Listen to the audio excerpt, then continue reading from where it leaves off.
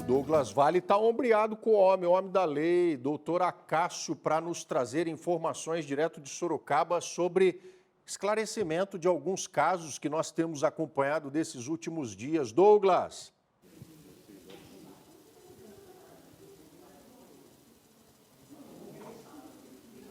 Exatamente, Rodrigo. Nós voltamos a falar ao vivo aqui da seccional em Sorocaba, no bairro Cerrado.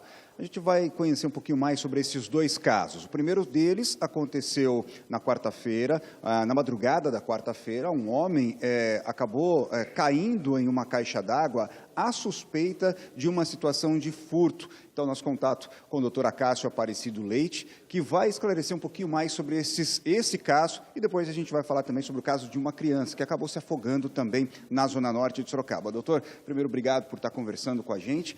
Falar um pouquinho primeiro sobre este caso do homem que há a suspeita de um furto. A polícia trata, para a gente começar, como morte suspeita, doutor? Sim. Boa tarde, Rodrigo, boa tarde a todos.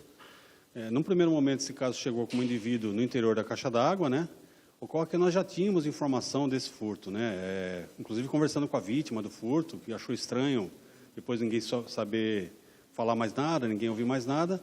E alguns dias depois, em torno de 5 a 6 dias, foi encontrado esse corpo. Então, para nós, hoje, a principal linha de investigação é que esse indivíduo ele é um furtador, não só desse local, como de outras residências ali perto. E durante um momento que ele estaria andando pelos telhados ali da redondeza, ele veio a cair, pisou naquela telha fininha, né, naquela telha de amianto. E ao cair, ao sofrer esse acidente, ele acabou indo de cabeça dentro da caixa d'água, rompeu a tampa da caixa d'água com a cabeça, né, no momento de mergulhar, e ficou por ali mesmo. O Instituto de Criminalística esteve no local, o bombeiro fez a retirada do corpo.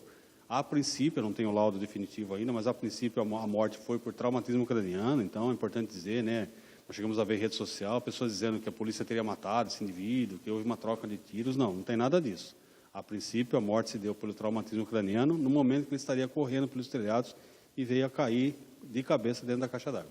E como que a população, quem mora ali na região, soube dessa situação, soube deste corpo dentro da caixa d'água? Então, essa casa, ela é uma casa usada para locação, estava desabitada no momento, mas, né, como na maioria dos casos de corpos assim, né, começaram a sentir o cheiro.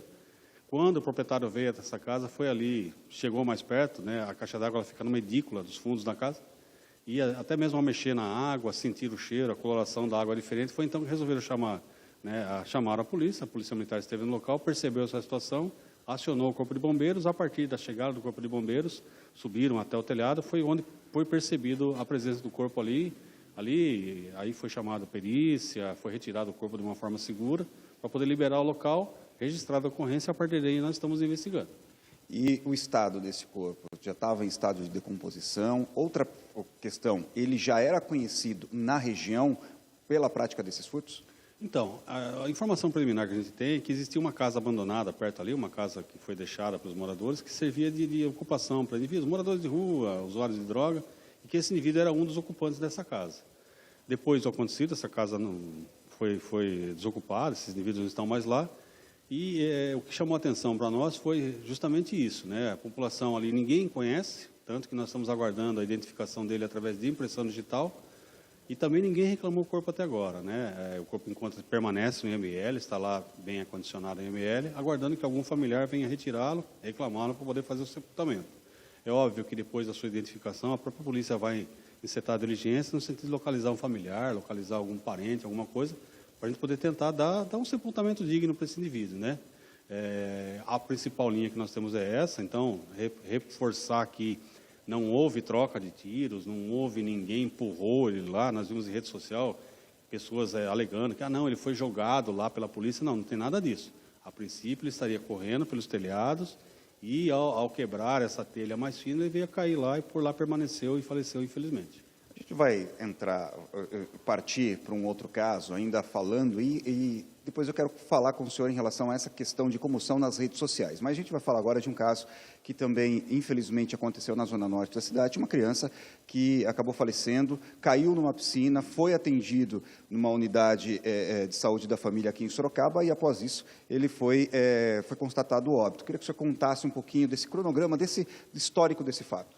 Então, é um caso muito triste, né, que a gente tem trabalhado, como sempre, né, de uma forma muito profissional, muito ética, para também nós temos famílias envolvidas, né? Nós fomos procurados no mesmo dia do encontro do indivíduo lá na piscina, na parte da tarde, por uma família que queria registrar o óbito de uma criança, né? Mas, como sempre, né? Aquelas perguntas, aquele interrogatório preliminar, aí fomos constatar o quê? Que, na verdade, era uma criança de 1 ano e 11 meses, que estava numa unidade de saúde porque tinha sido retirada de uma piscina afogada. Fomos até o local, conversamos com as pessoas, conseguimos, apesar do trauma, do choque, conversar com a mãe, com a avó dessa criança, aí foi clareado, né, clareou-se para a gente qual a situação. Na verdade, essa criança ela estaria abrigada numa casa que funcionaria como uma espécie de creche, né?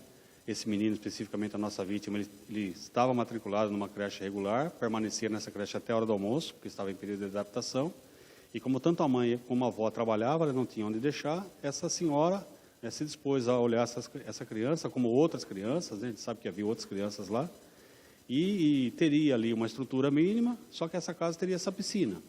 Segundo a informação preliminar, no momento de distração das funcionárias lá, essa criança se desgarrou das demais, e quando começaram a procurar, acabaram encontrando ela na piscina, né? Então, o caso foi registrado para nós, a princípio, como uma morte suspeita, né? Nós estamos no aguardo dos laudos para tomar os próximos passos da investigação, mas, né, tentamos ouvir a proprietária da casa, marcamos uma data, mas a defesa pediu que essa data fosse remarcada, nós concordamos, mas eu... Gravou o sinal, doutor Acácio, sendo entrevistado pelo Douglas Vale, a partir de Sorocaba, um caso e outro, a respeito da morte dessa criança. Nós, inclusive, eu me lembrei daqui, na cidade de Bauru também, o funcionamento de creches clandestinas, e são, de fato, clandestinas.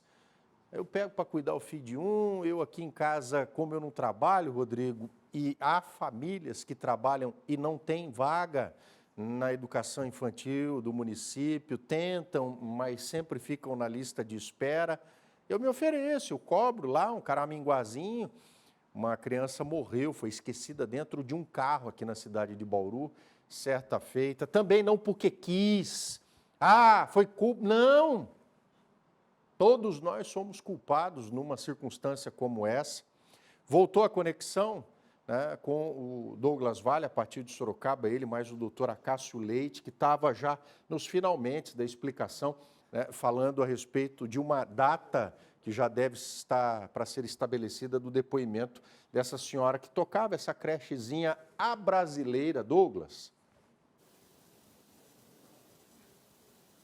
Exatamente, doutor. Já há uma data marcada para ouvir essa senhora proprietária dessa suposta creche lá na região norte de Sorocaba? Então, nós tínhamos agendado com a defesa dela, né, com o seu advogado na data de ontem, mas ontem mesmo ele nos procurou pedindo para reagendar, porque ela não estaria em condições. Nós respeitamos esse primeiro pedido, né?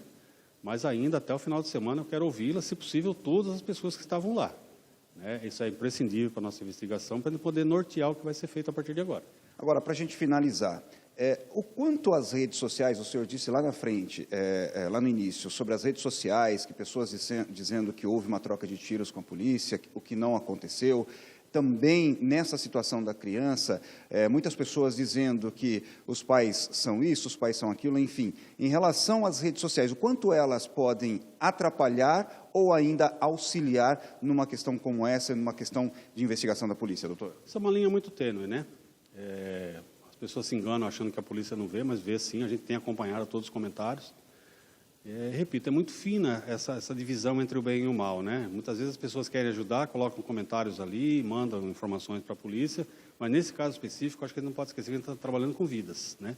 Nos dois casos são vidas, são famílias que perderam seus entes, então qualquer comentário ali desairoso, qualquer comentário ofensivo, pode até gerar uma outra investigação, né? Pode até gerar um outro caso policial, principalmente voltado à questão das ofensas, à questão da intolerância, né? Então, eu fiz questão de estar aqui hoje para esclarecer, para prestar serviço à comunidade, né, principalmente da nossa região lá, para entender o que a polícia está fazendo, quais serão os próximos passos agora. Em concluindo, a gente vai voltar aqui, vai estar explicando para toda a comunidade o que aconteceu, para evitar esse tipo de comentários de pessoas, às vezes, maldosas, que querem atrapalhar o trabalho da polícia e atrapalhar a paz da família também. Tá certo, doutor, muito obrigado pelas suas informações. Está aí, Rodrigo, a polícia seguindo com as investigações em relação a esses dois casos. Primeiro, o caso da caixa d'água, o homem que teria furtado uma oficina mecânica e caído de cabeça nessa caixa d'água, e depois também o caso desta criança, que infelizmente acabou se afogando numa piscina, numa espécie de creche que fica localizada aqui na zona norte de Sorocaba. Agora, ficar atento, como disse o doutor Acácio, as redes sociais, elas podem trazer também mais algum tipo de investigação ainda em relação a esses dois casos. Rodrigo.